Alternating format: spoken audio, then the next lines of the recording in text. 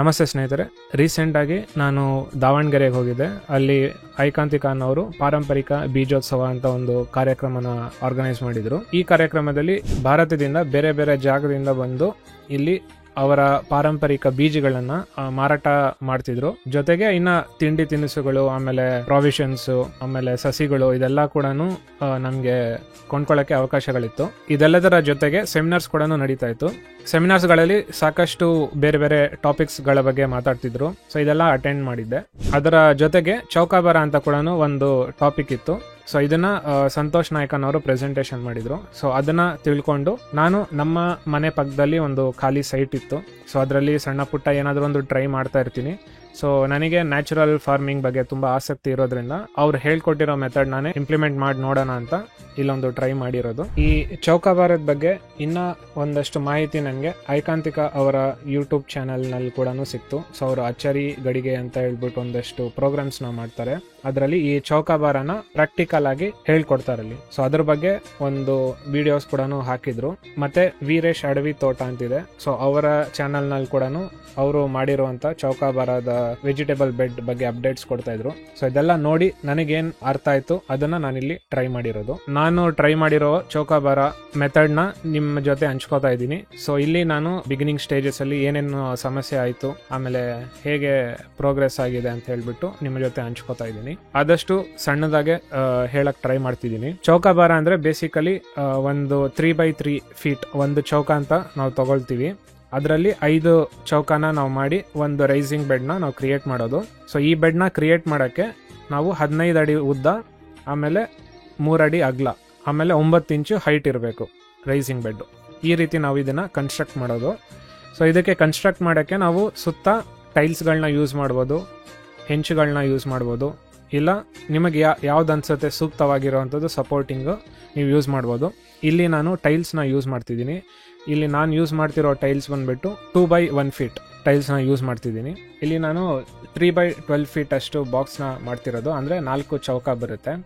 So ಈ ಚೌಕಾಗೆ ನಾನು ಟೈಲ್ಸ್ನೆಲ್ಲ ready ಮಾಡಿ ಇಡ್ತಾ ಇರೋದು. ಸೊ ಇಲ್ಲಿ ನಾನು ಟೈಲ್ಸ್ ಮೊದಲಿಗೆ ಇಡುವಾಗ ನಾನು ಬರೀ ಟೈಲ್ಸ್ನ ಇಡಕ್ಕೆ ಎಷ್ಟು ತೋಡಬೇಕು ಅಷ್ಟು ಮಾತ್ರ ತೋಡಿ ಇಟ್ಟಿರೋದು. ಸೊ ಇದು ಮಾಡಾದ್ಮೇಲೆ ನನಗೆ ಗೊತ್ತಾಗಿತ್ತು ಮಣ್ಣು ತುಂಬಿಸೋವಾಗ ಇದು ಸಾಕಷ್ಟು ಮಣ್ಣು ಬೇಕಾಗುತ್ತೆ ಅಂತ ಹೇಳ್ಬಿಟ್ಟು. ಸೊ ಇವ್ರು ಹೇಳಿರೋ ಪ್ರಕಾರ ನಾವು ಚೌಕದ ಸುತ್ತ 3 ಅಡಿ 3 ಇಂಚ್ ಮಣ್ಣ ಅಗದ್ಬಿಟ್ಟು ಹಾಕಬೇಕು. ಬಟ್ ಅಷ್ಟು ಮಣ್ಣು ಇದಕ್ಕೆ ಸಾಕಾಗಲ್ಲ, ಅದಕ್ಕಿಂತ ಜಾಸ್ತಿ ಬೇಕಾಗುತ್ತೆ ಅಂತ ಗೊತ್ತಾಯಿತು.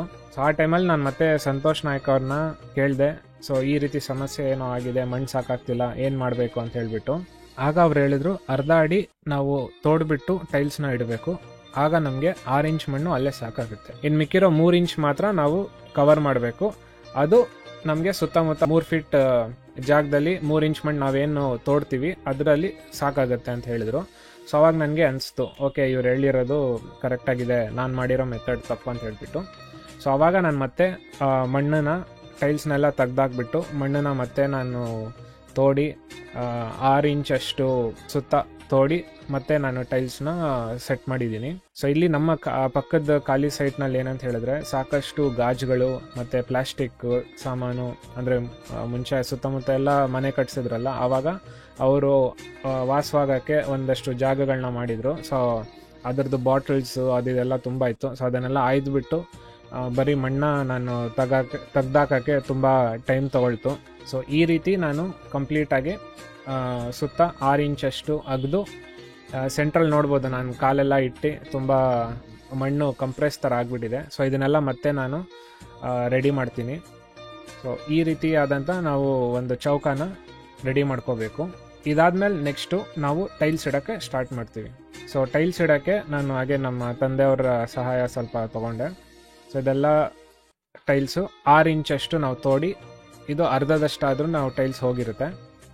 ಹಾಗೇನಿದು ಫಸ್ಟ್ ಟೈಮ್ ಮಾಡ್ತಿರೋದ್ರಿಂದ ಸ್ವಲ್ಪ ಏರುಪೇರು ಆಗಿರ್ಬೋದು, ಬಟ್ ಇದೆಲ್ಲ ಒಂಥರ ಲರ್ನಿಂಗ್ ಎಕ್ಸ್ಪೀರಿಯನ್ಸ್ ಥರ. ಸೊ ಈ ಟೈಲ್ಸ್ನೆಲ್ಲ ಇಟ್ಟಾದ್ಮೇಲೆ ನಾನು ಮತ್ತೆ ಮಣ್ಣನ್ನು ತುಂಬ್ಸೋಕ್ಕೆ ಸ್ಟಾರ್ಟ್ ಮಾಡ್ತೀನಿ. ಸೊ ಇಲ್ಲಿ ನೋಡ್ಬೋದು ಟೈಲ್ಸ್ ಇಟ್ಟಾದ್ಮೇಲೆ ಈ ರೀತಿ ಇರುತ್ತೆ. ಸೊ ಇದು ನಮ್ಮ ಸೈಟು ಸ್ವಲ್ಪ ಹಳ್ಳ ದಿನ್ನೆ ಥರ ಇರೋದ್ರಿಂದ ಕೆಲವೊಂದು ಕಡೆ ಒಳಗಡೆ ಇದೆ, ಕೆಲವೊಂದು ಕಡೆ ಮೇಲಿದೆ ಟೈಲ್ಸು, ಆ ರೀತಿ ಕಾಣಿಸುತ್ತೆ ನಮಗೆ ಮಣ್ಣು. ಇದು 12x3 ಫೀಟ್ ಇರುವಂಥ ಚೌಕ, ಇದು ಈ ರೀತಿ ರೆಡಿ ಆಗಿದೆ. ನೆಕ್ಸ್ಟು ಇದು ಮಣ್ಣು ರೆಡಿ ಮಾಡಬೇಕು. ಸೊ ನಾನು ಮುಂಚೆನೇ ಹೇಳಿರೋ ಥರ ನಾನು ಒಳಗಡೆ ಕಾಲಿಟ್ಟಿದ್ದೆ, ಹಾಗಾಗಿ ನಾನು ಒಳಗಡೆ ಕೂಡ ಒಂದಷ್ಟು ಮಣ್ಣ ತೋಡಿದ್ದೀನಿ, ಅಂದರೆ ಏನಂತಾರೆ ಉಳ್ಮೆ ಥರ, ಅಂದರೆ ಸ್ವಲ್ಪ ಲೂಸ್ ಮಾಡಿದ್ದೀನಿ.